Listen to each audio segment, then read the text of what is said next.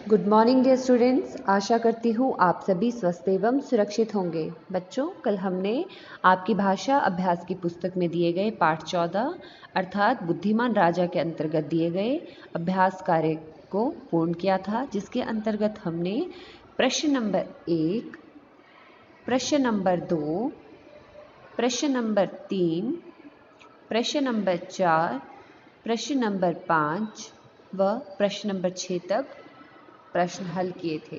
आज हम आगे के प्रश्न हल करेंगे, जिसमें आपकी पुस्तक में दिया गया है, नीचे कुछ भाव अर्थ दिए गए हैं, इनसे जुड़े मुहावरे लिखिए।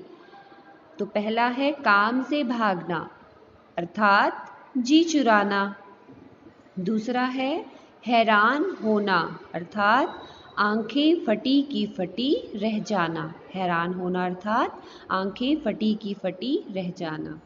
बढ़ चढ़कर बातें करना अर्थात डींग हाँकना। बढ़ चढ़कर बातें करना अर्थात डींग हाँकना। कुछ गड़बड़ करना अर्थात पानी फेरना। इसे हम कुछ गड़बड़ करना को हम ये भी कहते हैं कि पानी फेरना। प्रश्न नंबर 8 है, प्रश्न 7 में लिखे मुहावरों में से किन्हीं 3 का वाक्यों में प्रयोग कीजिए। पहला है आंखें फटी की फटी रह जाना। आप अपने शब्दों में भी वाक्य निर्माण कर सकते हैं। तो किशोर के करतब देखकर सबकी आंखें फटी की फटी रह गई। ठीक है, आप अपने शब्दों में भी कोई सा वाक्य बनाकर लिख सकते हैं। दूसरा है डींग हाँकना। तो वह हमेशा डींग हाँकता है। अगर अपने लिए प्रयोग करोगे तो मैं हमेशा डींग हाँकता हूँ या हाँकती हूँ। इस प्रकार आप कोई सा वाक्य बनाकर, किसी दूसरे के लिए तो वह, स्वयं के लिए मैं।